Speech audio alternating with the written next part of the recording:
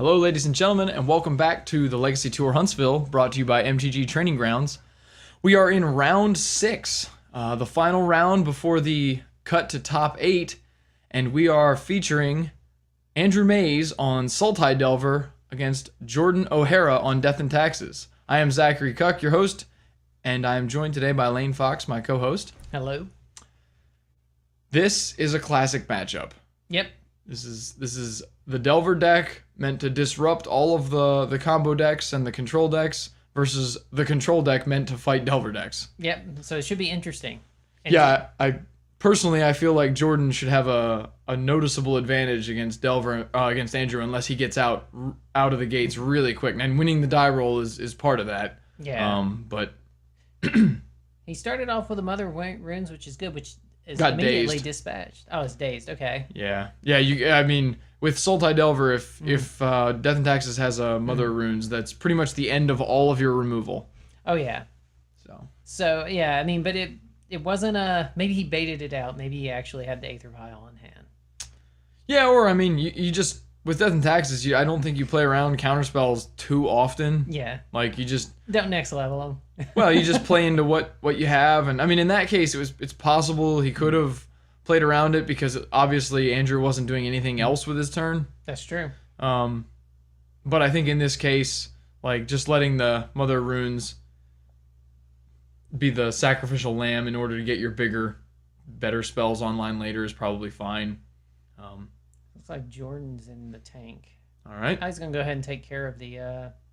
Take care of the Delver with the swords. That's always a good call to get rid of him early. Before they got the counter spells to protect it. Yeah, and before Andrew untaps, especially if he's playing things like Spell Pierce main deck or something. It's just that's good. I mean, that's the good timing. That's when you want to do it. Does not look like Jordan had a backup 1-mana spell though, like another Mother Runes or an Aether Vial or anything. But Wasteland here not as good as it would normally be against a lot of decks. So it looks like he's gonna Wasteland. Oh, his blue. Well, Andrew's Wastelands won't be all that great, but Jordan's are was great. Yeah, and there's the Aether Vial. There's a slight misplay, I think, on Jordan's part.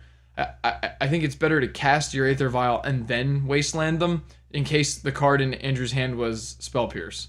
That's a good point. You can use the mana to play around it. Or you alternately you can waste him and then move to your second main phase once mana pools have emptied. Another slight error in my opinion. Using the Caracas is probably better for casting the Revoker since Wasteland can deal with that and it can't deal with the planes unless you absolutely need the Caracas mana. Oh yeah, and a backup Mom. Yeah, this is getting ugly in a hurry. The Revoker names there. Well, given Andrew's mana problems, I would 100% name Delver Secrets. I mean, not Delver Secrets, Deathrite Shaman. Keep Andrew as totally mana suppressed as you can, and especially if he's not going to draw any lands, then I don't think it matters. Yeah, I think Andrew has one more turn tops, and probably not even that many till he's just so far behind he gets steamrolled. There comes the Revoker again. This is the kind of game Death and Taxes likes to play. Just no permanence, no mana, and a backup Revoker. I think you name a fetch at this point, probably, maybe. You would if Revoker could name lands. Oh wait, it can't name lands. No, that is the only restriction on what. And Andrew packs it in. He's had enough of this type of game where he just gets beats down by 2/1 artifacts. So Jordan O'Hara will quickly take it one game, take the lead with one game. Sorry. So we're gonna take a second here to talk about MTG Training Grounds, the organization that's bringing you the Legacy Tour Huntsville. So they've got a lot of online video and audio content. So if you're interested in Magic and learning how to play some matchups versus one another or getting some exclusive deck techs, check out MTG Training Grounds. They're on Facebook at MTG Training Grounds. You can also find them on YouTube at MTG Training Grounds, the username. And you can check out all the content they've got there. Yep, and learn Delver. When they're I guess like a podcast or there's podcasts, and there's also sort of battle videos where the two decks are featured against one another, and you can really get a taste of the of how those decks play out. So anyway, onto the sideboards. We'll start with Andrew's. He's got a Spell Pierce, a Pithing Needle, a Grafdigger's Cage, a pair of Flusterstorms, a pair of Disfigures, a Chill, a Sylvan Library, 1 Golgari Charm, a Null Rod, Painful Truths, a Liliana of the Veil, Maelstrom Pulse, and a Vendilion Click. I think most likely to come in here are the Artifact Disruption. So Pithing Needle and Null Rod are both great against Death and Taxes between Aether Vial and the equipment like Jite and sort of Fire and Ice. Those are the Null Rod's really great, and Pithing Needle serves a similar function.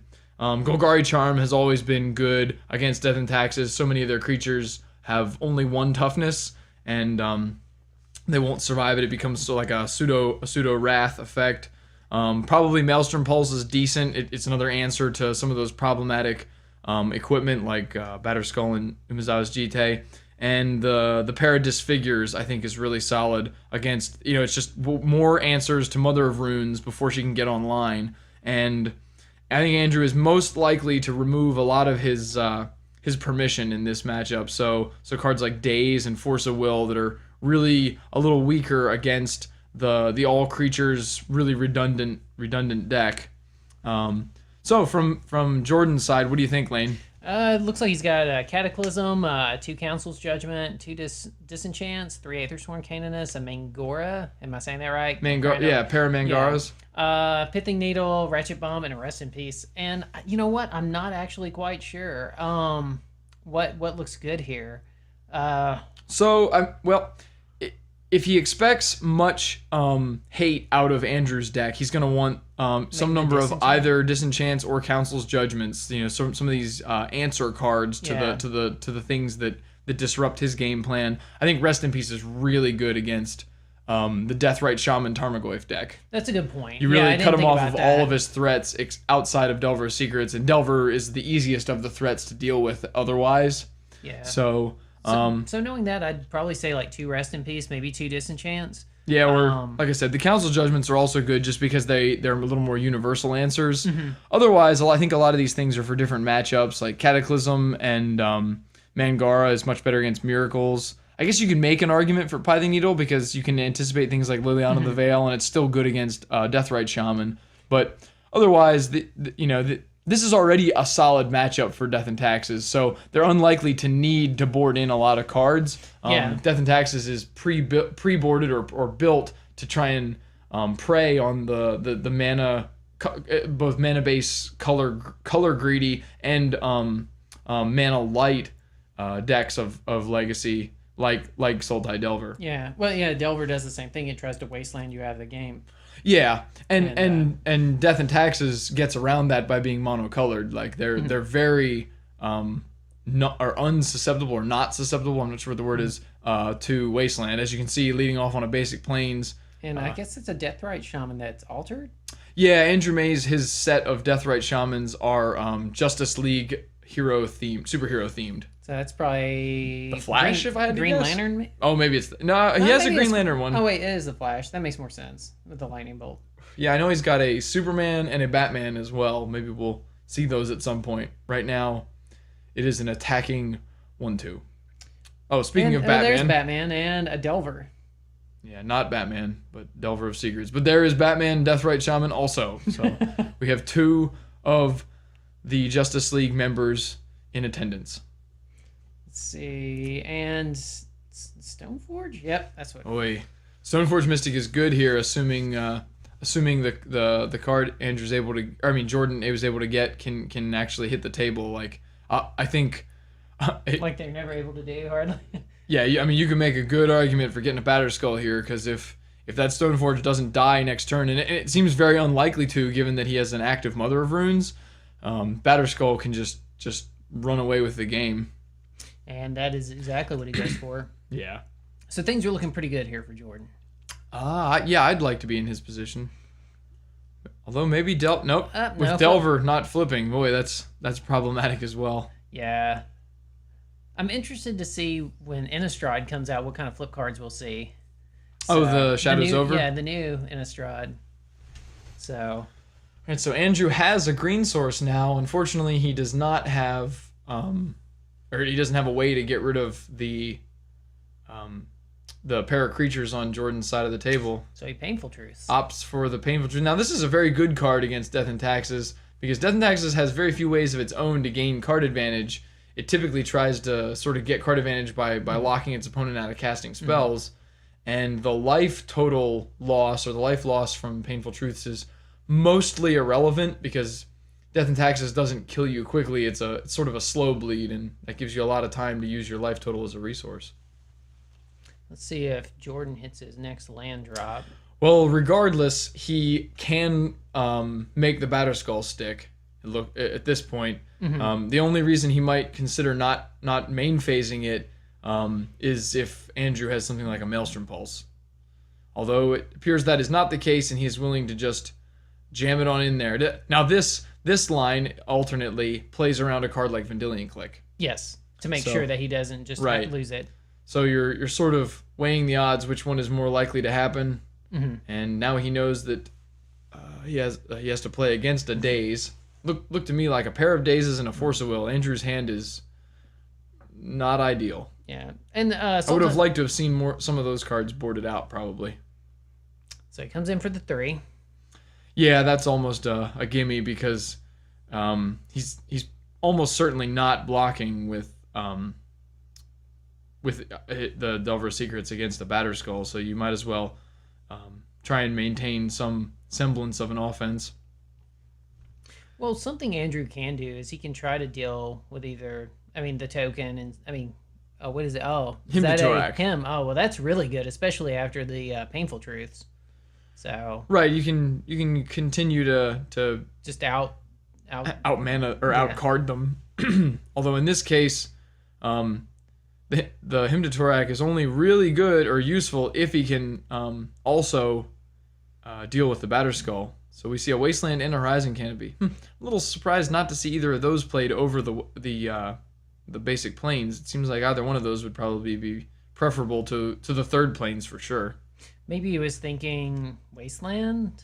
I don't know. I mean, that's certainly a consideration, but at this point in the game, I think those, like for instance, using the Wasteland, like after activating the Stoneforge, Wastelanding Andrew off of a green source might, although I guess he can't really take him off of green entirely given that he has Deathrite Shamans, but... That's true. Well, and also too, I could probably even see playing the Horizon Canopy, because you can just sack it and draw a card, Greg, just if they tried to waste it. Right, as long as you have a spare mana, yeah. No, which in this case he would not have, but I'd still prefer to have that land. I don't think your life total's under that much duress. I guess a Caracas for Jordan. He finds an Aether Vial many turns later than you'd like. Although, yeah, in a game that's going to go long enough, like this one's shaping up to with the Batterskull, even then it can be useful. Cards like Thalia and Mangara, if he has them, can really do a lot of work. Yeah, make a big Flicker Wisp. A Phyrexian Revoker meets its Force of Will, and I assume that was a desperate move from Andrew to keep his Deathrite Shamans online, since it looks like his best hope here is to generate some velocity with the extra mana they provide, and then and hopefully deal with the Batterskull. Yeah. All right, so the Flash is going to work here. Speaking of dealing with the Batterskull, I am not a huge fan of tapping below 3 mana once you have it in the battlefield, because one of Andrew's only ways to deal with this is to Maelstrom Pulse it. I mean, he can kill the token, perhaps, although with Mother of Runes, even that's very unlikely. I think his best option is the Maelstrom Pulse, and with 3 mana up, you can virtually never get rid of the Batterskull then. Yes, I agree. It makes me a little leery. Plus, running your Revoker into a counterspell, while not that big a deal, can be mitigated to some degree by the by the Aether Vial. Like, you don't have to... You're not in a hurry with Death and Taxes, or you rarely need to be. There's the Goyf. The big Lurgoyf joins the game with an artifact in the graveyard.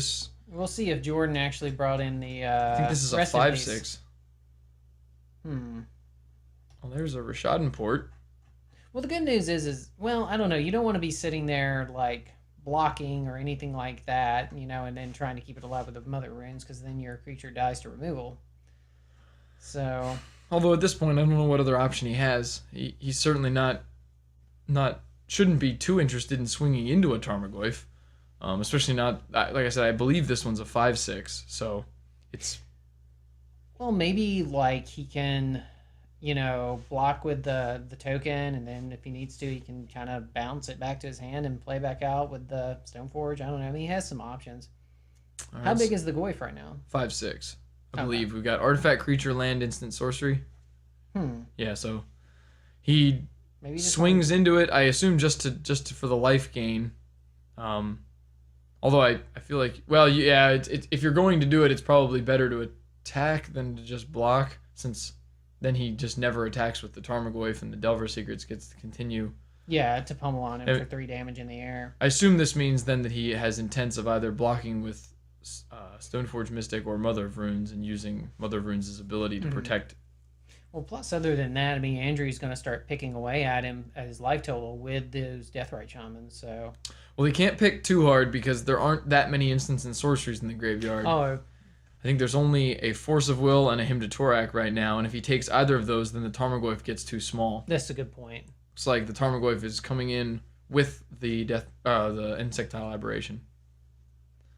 Yeah, so he's sort of at a tight spot where he has to decide: do I want to deal the extra damage, especially in the face of a Batterskull, which can just gain so much of the life back, or would he prefer to keep his Tarmogoyf a decent size? Yeah, he's kind of up against the wall. I can't imagine that. I mean, Andrew has to have a bunch of spells in his hand too. So Jordan is returning the Batterskull to his hand end of turn, ticking up the Aether Vial. Yeah. Aether Vial on 2 or 3 is ideal. Yeah, now that we're at 5 mana, the Stoneforge Mystic becomes a much more dangerous threat because it can redeploy a Batterskull every turn. Now Jordan plays Phyrexian Crusader. Am I thinking? Mirran Crusader. Yeah, there should be a pair of those in his deck list, and those would be great draws here, as nothing other than the Delver of Secrets can block it. And actually, now we're at the point where Jordan could equip the Batterskull to another creature, making that creature effectively even larger and more dangerous. And granting vigilance is a big deal too, like being able to attack with a Flicker Wisp that has vigilance that still can block then, and those kind of things. It's a big game. Let's see what's going on here. So he tapped out the Bayou. Okay. So he's cutting him off of green superficially, although with all the lands in the graveyard between the Hymn to Torak and the Wasteland, I don't think Andrew's actually hurting for colored mana at this point. Yeah, I don't like doing that just because I'd like to pretend that I have something in my hand other than the Batterskull, that I can maybe flash. Well, and also looks like we have yet another member of the Justice League. Superman joins the party. Yep. So we're only missing the Green Lantern, I think. Okay, yeah. No Wonder Woman. Have the whole part. Well, I don't know the Deathrite Shaman. Does drag looks feminine enough? Yeah. Although maybe I don't know. I don't know his lifestyle choices. I'm not one to judge. Yeah. So he ticked up the Vial to 3, which of course turns on the Flicker Wisp and the Mirran Crusader, as we talked about. So here comes the Batterskull token, the Germ token again crashing face first into the Tarmogoyf, which is still a 5/6. And I don't know if Jordan has any follow-up plays or not. Maybe he's trying to just dig to that Rest in Peace he brought in. I mean, Rest in Peace on this board would be phenomenal. It would shut off basically everything Andrew has, other than the Delver Secrets, which will quickly be outclassed by everything else Jordan has. So yeah, that would be great right now if he could just find a Rest in Peace. Looks like Andrew's hand is a Daze, which is pretty much worthless here. I guess he could always draw a Brainstorm, which would be pretty awesome right now to get rid of that Daze. That's a good point. Jordan is debating using his Rishadan Ports. Looks like he's taking out 2 of Andrew's lands. I don't care for this, given the access to all the Deathrite Shamans. Deathrite Shamans.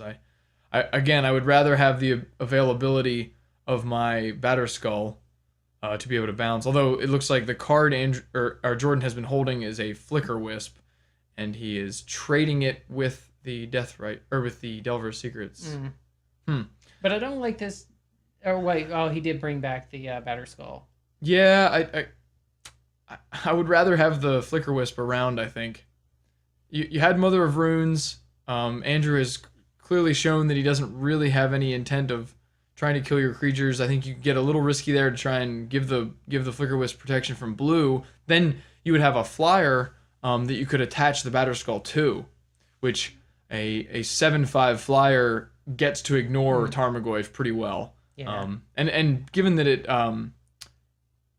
gains vigilance, it's still pretty solid on defense. It would protect you from follow-up Delvers, the Deathrites. The only thing you have to really worry about is the Tarmogoyf, and I think the 7-power lifelink on the Flicker Wisp is a great way to race a 5-power Tarmogoyf. Yeah. So he didn't activate the Mother Runes to save it. No, he simply let it go and kept Mother Runes available for for defense. Okay.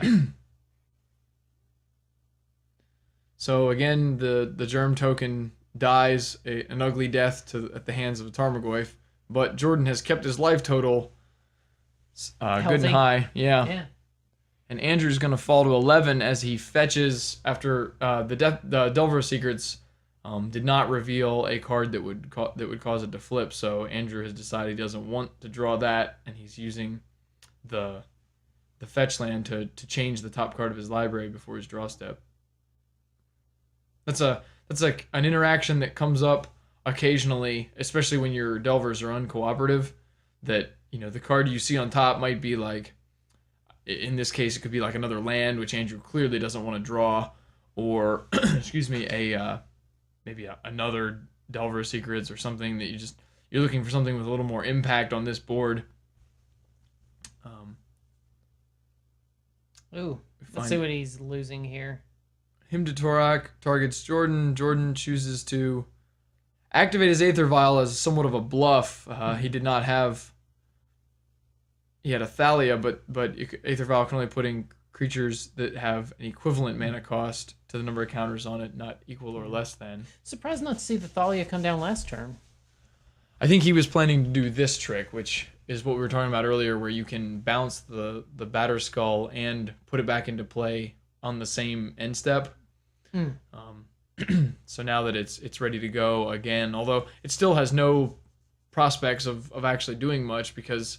That's true. I mean, it's not that he has plenty of mana on the Thalia anyway. I don't think it would have done a lot on this board other than act as a blocker, probably. Again, though, for what it's worth, it would be a creature that, when equipped with Batter Skull, can swing through this Tarmogoyf because it would become a 6/5 with first strike. That's a good point. Which is noteworthy because all of Andrew's creatures combined could not kill Thalia at that point. Because of Mother Runes, there would be no way to effectively block, and I think Jordan may have missed that line, but maybe Jordan's been playing Death and Taxes for a while, and this grindier Batter Skull recursion route may be preferable. I'm not sure. Delver Secrets once again checks, and the best of the best is what he finds. Brainstorm, fixing hands since 1996. Yeah, so we see that days go away. Oh, certainly. I mean, barring some terrible draws, although those didn't look too good. There was a land, and it looked like a hymn, I think was the hymn to Torak. That's pretty bad on this board. I mean, I guess you can get whatever Jordan's holding, but it's probably not ideal. And really, probably just like to see more Tarmogoyfs. Truthfully, that's the card that is doing the most work. Being a solid blocker. Ooh, Dark Confidant. Now that's a card that can do some work. Get Andrew back into this game. Yeah, get that card advantage going back in. So here we have the Batter Skull trick yet again. Now this is a little and a Mangara. So without a Caracas, Mangara is far less effective, but it is actually an answer to Dark Confidant. So there's that, so that Jordan can maintain card parity. So For people that don't see Mangara a lot, I mean, what is So the combo or the sort of the lock trick with Mangara of Corondor is Mangara has an activated ability where the only activation cost is simply to tap her, or him. I'm not sure which it is. I think it's a him. But when Mangara no longer has summoning sickness, you can tap it, and then it exiles itself and another target permanent as part of the resolution of the activated ability. Now the trick here is that the exiling of Mangara is is upon resolution of the ability. So if you can do something to remove Mangara from the battlefield prior to that, the ability will resolve to the best of its ability, or the best it can. And in this case, so if you have something like a Flicker Wisp that you can Aether Vial in with the ability, the activated ability on the stack, or a Caracas, because Mangara is a legendary creature, you can return it to your hand with the ability on the stack. The Mangara will simply exile the permanent you target and not exile itself. So that's sort of the Mangara trick, and it's extremely powerful against decks that can't effectively kill off or get rid of the Mangara. With enough time, it's simply an inevitable removal spell, more or less. It'll take a permanent every turn until the Death and Taxes player just locks them entirely out of the game. And that's any permanent, right? Not just the right. It can go after lands. It can go after lands, or any other problematic permanent. Yeah. Yeah, which is not so important here, but in other matchups, it's a huge game. Right. Now Jordan chose to use Mother of Runes offensively this time by, I assume, giving Batterskull's Germ token protection from green, and then it was able to attack and get hit Andrew directly. He chose not to block with his Dark Confidant. Did Andrew reveal for Dark Confidant? Do we have a missed trigger? I didn't see. Oh, I didn't actually. I wasn't paying attention. I was Mangaring over here, so I'm sorry.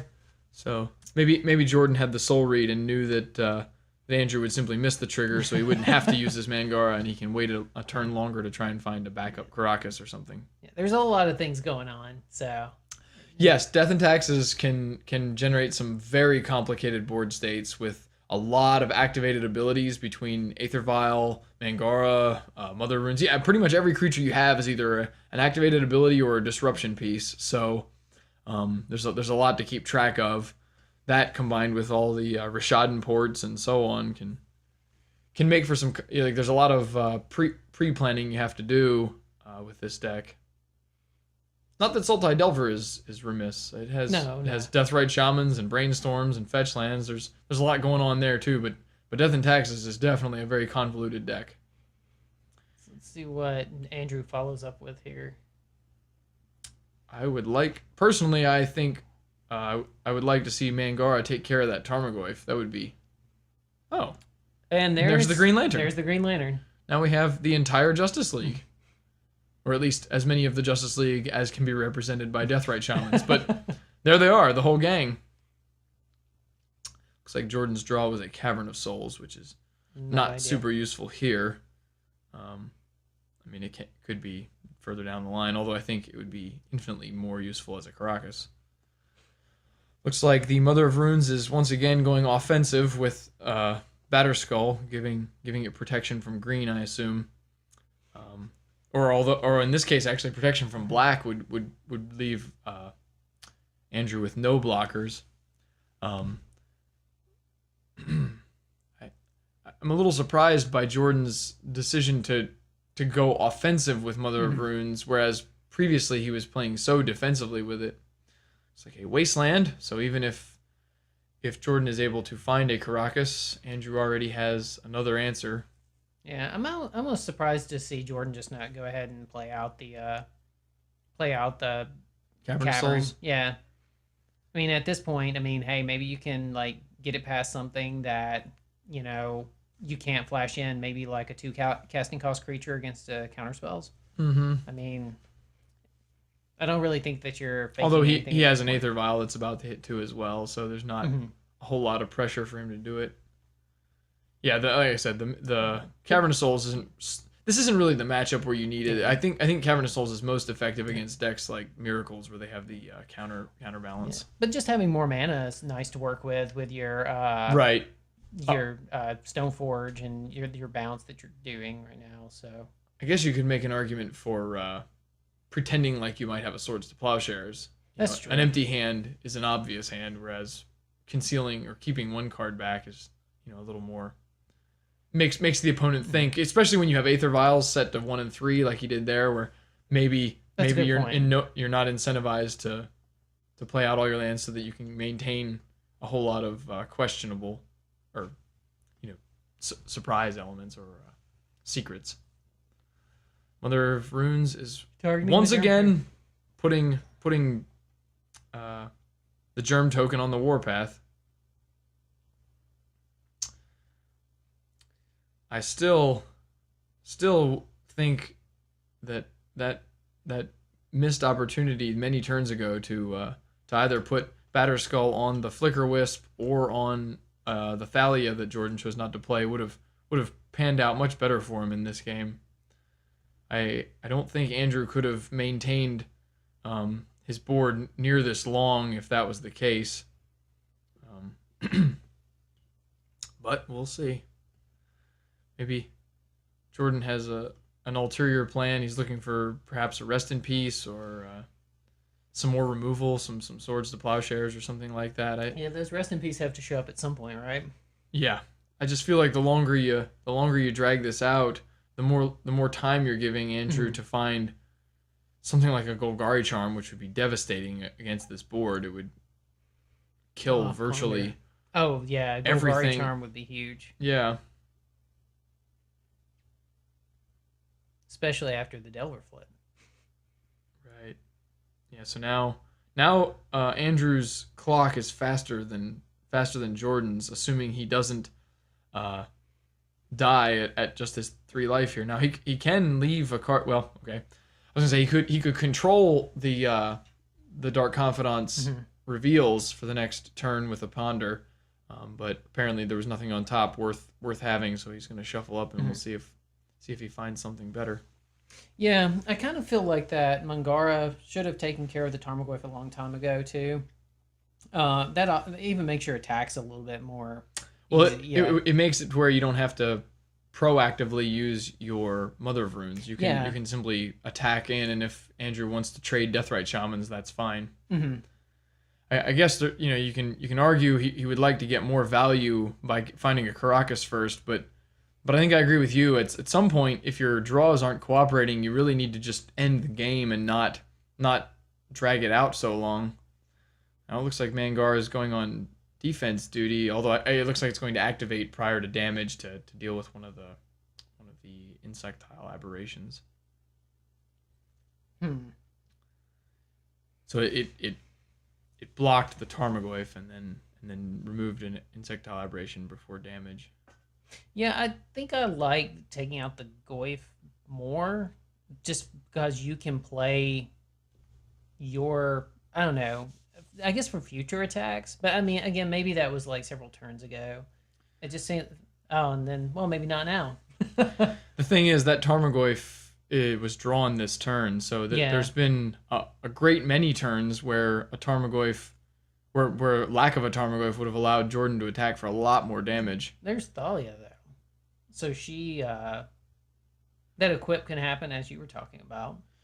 Yeah, it might be too late at this point though. It's hard to say. Because let's see, I don't know how big that Goyf is.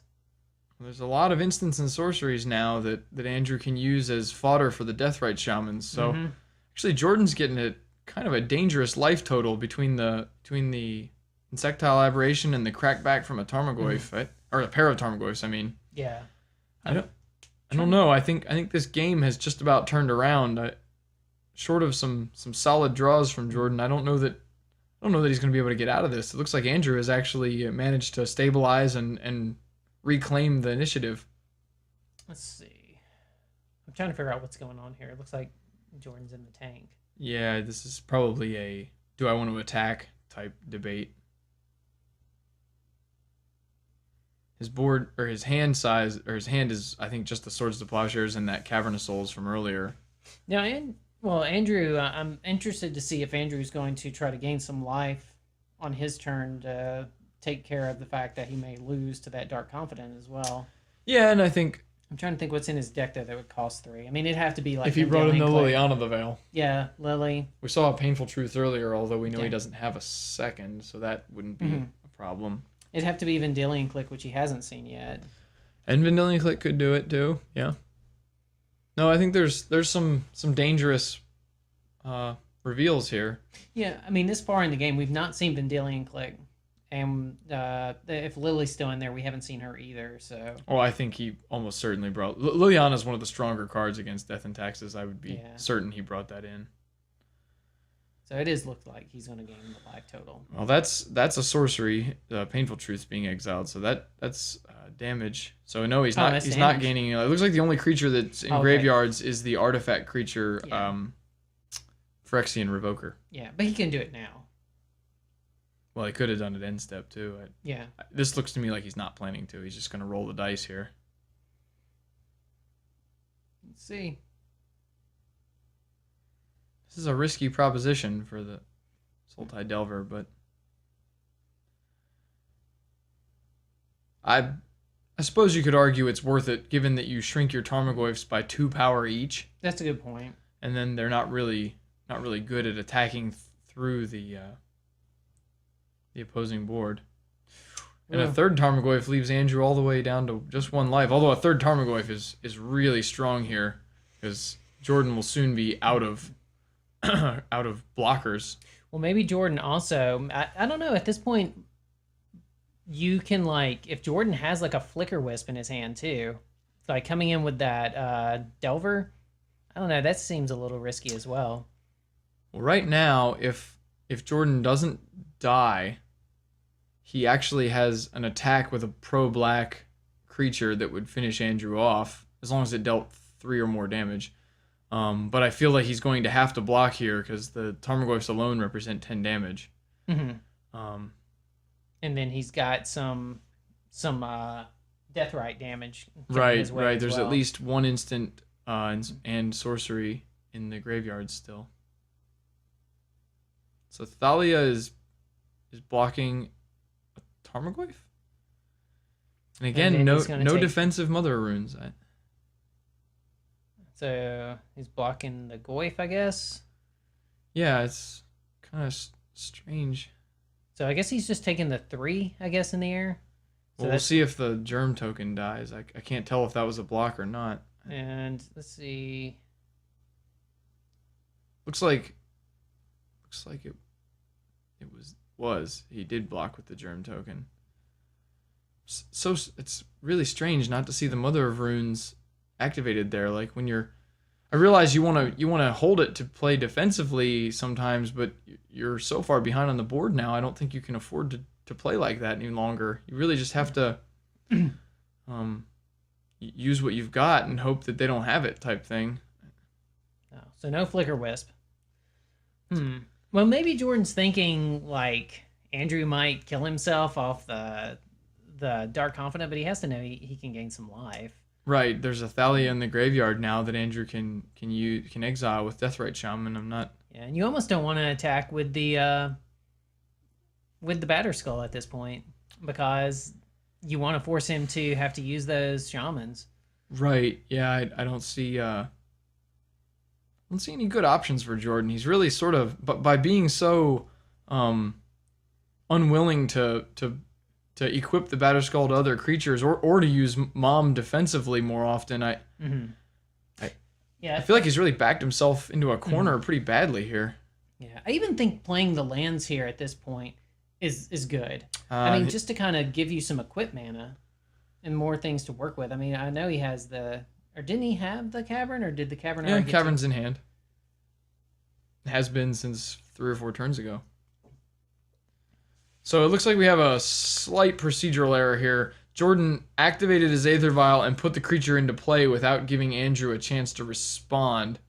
So now the game's been backed up, and now that Andrew knows what's coming, he's going to use his Deathrite Shamans and his Deathrite Shaman response to gain life. I think that's a costly mistake on Jordan's part as well. If he had just passed priority after activating it, Andrew may not have thought about Phyrexian Revoker and would have missed his opportunity to activate the Deathrite Shaman.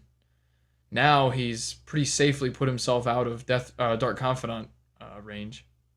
Anyway, there comes the Revoker now. And I assume it's still going to name Deathrite Shaman, although... Wait, with 3 Tarmogoyfs, I don't even think Jordan can survive the next combat phase. Yeah. He would have to block with virtually everything, and then he's just dead to the following attack. Like, yeah, I feel like Jordan may have let this game slip away. There were certainly some opportunities for more aggressive lines. But there comes the Cavern. I mean, at this point, maybe you... Well, no, you die on the swing. But maybe equip the Batter Skull to the... Oh, wait, we lost Thalia. No, that was the play I thought would be a good line earlier, where you have first strike life gain. Yeah, that's what I was thinking. Well, and granting vigilance is huge too. Like, if you can put it on a Thalia, you can both attack and block with a first strike creature. Yeah, so that's what I was thinking. I was looking at the Stoneforge and thinking it was something it is not. All right, well, we'll see what... Yeah, I mean, I guess even in this case, a Stoneforge on defense has enough toughness that it can survive. Like, it doesn't have to... well... Andrew avoids death once again. Yeah. I think that should be the nail in the coffin. The remainder of what he has on the table should be sufficient to just swing in. To take out. Yeah, Jordan's just so light on hand. Like, you know, he has no supplies left. We know he's got a Swords to Plowshares in hand, so I guess he can survive one more turn. But I really don't like his position here.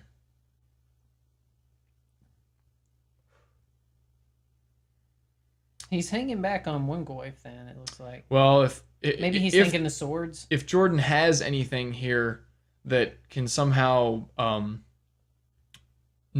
allow him to not have to block as much, Mother of Runes can give protection from black, and he would be able to swing through all of the remaining creatures. That's true. So by leaving the Tarmogoyf back, he has at least 2 blockers. Mm-hmm. Although it's actually no, that still wouldn't work, because with the Swords to Plowshares, you could remove the Dark Confidant, putting Andrew up to 5, equip the Phyrexian Revoker, and give it protection from green, and that would be an attack for 5, which is lethal. Even after the Swords to Plowshares. So we've got a second block coming. I would hate to lose that Revoker at this point, since it's turned off the Deathrite Shamans, though. And again, we see no activation of Mother Runes. I feel like Jordan has missed so many opportunities to use that. Like, he's really just slowly letting himself die.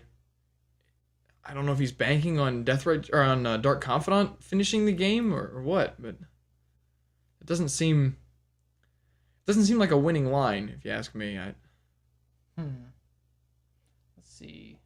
And now Andrew, we know, has a Force of Will in hand, so if Jordan's hoping to hard cast this, it's just gonna it can just be Force of Will. Yeah, you can just pay the 5 mana.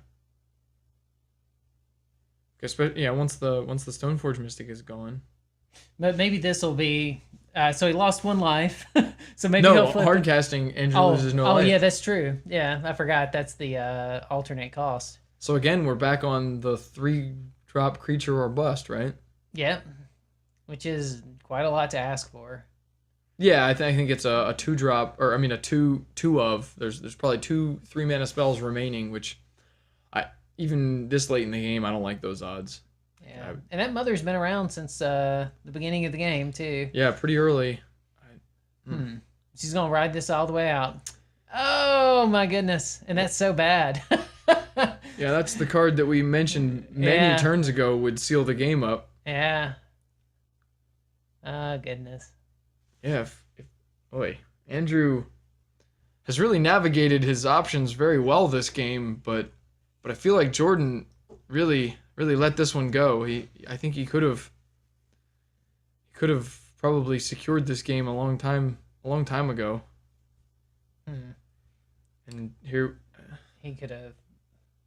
So, one Revoker... I mean, there's 3 Tarmogoyfs. Yeah, it's not going to matter. But, hey. Yeah, it looks like naming Jordan Vial. loses this game. I feel like he had a lot of options or a lot of chances, opportunities to take that game, and this just slipped away from him. Anyway, we're gonna take a second to talk about Claire Bar Studios. Eric Clar is an altarist from the St. Louis area. He does fantastic Magic the Gathering card artwork alterations. You can check him out on his Facebook page at Claire Bar Studios. Or I believe he has a website as well, clairbarstudios.com. But yeah, if you're interested in getting work done, I highly recommend Eric's work. He's absolutely phenomenal with some of the work he's done, and you can see examples of it there. Yeah, a lot of cards that got expensive recently up there. Yeah. Crucible of Worlds has spiked tremendously. City of Traders. City of Traders is also even more so. That card has really gone through the roof. But Wasteland coming down a little bit. Yeah, so if you want to get your Wastelands, now's the time. If you wanted to get City of Traders, well, you missed your chance. Sorry to say, but they're expensive now. So starts off with the Mother again. Right. I'm not sure how much time is left on the clock. That last game took quite a while, but I guess if you're going to win quick, Mother of Runes is a good start, giving you... Well, these seem like some confident, quick plays. So I think that they are on a clock at this point. We'll see if Andrew can finish the game off quick enough. Let's see, Ponder. Oh, yeah, and there's a Golgari Charm, which would have been so pivotal in the last round. Well, I don't know if Andrew he's going to keep it as is. So it looks like he will be drawing that Golgari Charm at some point. Jordan is going to lead out with a Thalia into a Force of Will. I'm actually surprised to see that with the Golgari Charm in hand. Maybe he doesn't have the green. It's possible he doesn't have green mana. Although if that's the problem with his hand, I would think you would have seen a shuffle off of that Ponder. Oh, that's a good point. No, he just countered it because I guess maybe he doesn't have a third mana, and you can't kill Thalia with Golgari Charm. But that seems like the kind of thing you could probably draw out of in a reasonable amount of time. That the 2-for-1 from Golgari Charm would just be really solid there. Yeah, and especially Andrew too. I think it's he possibly as a Tarmogoyf. Oh no, him to Torak. Okay, so he's really just hoping to end the game before it starts, and that explains the Force of Will. Oh my goodness, 3 cards too. Yeah. So and with the if he does indeed have the Golgari Charm now, then then he can clean up everything that Jordan's got. And so a Sarah Avenger.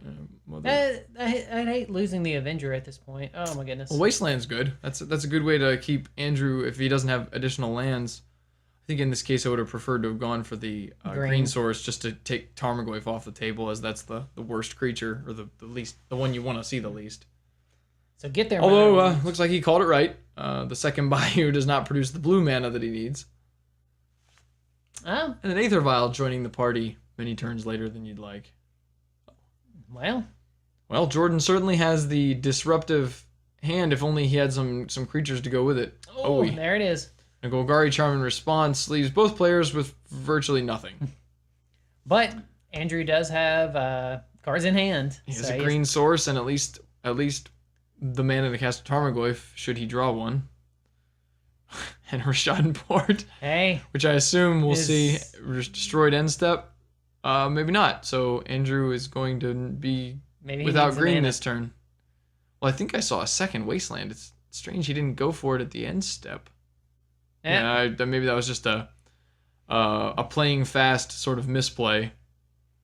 Jordan's draw looked to be one of the equipment, maybe a sort of Fire and Ice, if I had to guess. Is this a Tarmogoyf? This looks like a Tarmogoyf. It'd be so good. It is. Yeah, I mean, those are big graveyards. If Andrew's going to steal a game, this is how you do it. Is that another Wasteland, maybe? Couldn't tell. In any event, Jordan... Oh, so time has been called, and we are on either turn 0 or 1. I'm not sure. You can't really represent a 0 very well. So, yeah, there's a... I think you go ahead and take out the Bayou. Take the green mana source. Yeah, 100%. I don't think any question. You want to cut Andrew off, although I don't think Death and Taxes can win the game in this few turns. Like this is either Andrew will get this or we're headed towards a draw, I would think. Yeah, I would imagine so. But maybe Jordan can draw into a swords, just kind of tie it up. Sure, he can go for the draw, but I don't see how he can win the game fast enough. He would have to have something like a Sword of Fire and Ice or Umezawa's Jite combined with a Miran Crusader. Something that could hit really hard. I'm not even sure what that is, but it would, yeah. I'm surprised not to see the Aether Vial tick up to 3, because he can play anything. Oh, there's the swords. Yeah, I guess the argument being that he has more 2-drops than 3-drops. Mm. And he just, but I mean, you're right, with 2 mana, what's the worry? Like, why? I mean, if Andrew has counterspells, so be it. You're just, yeah, and then that was turn 5 for Jordan, I believe. Or yeah, 4 and then 5, and I don't see Andrew getting there with just a Delver, even a flipped Delver. Yeah, so both players. We don't even get to see if he flips, do we? No, because turn 5 was Jordan, so it looks. Oh, was it? Looks like this match may be ending in a draw. Players were not able to finish the match. Well, anyway, that'll do it for round 6 here at the Legacy Tour Huntsville. Stick with us. We'll be back with the top 8 single elimination matches in just a bit.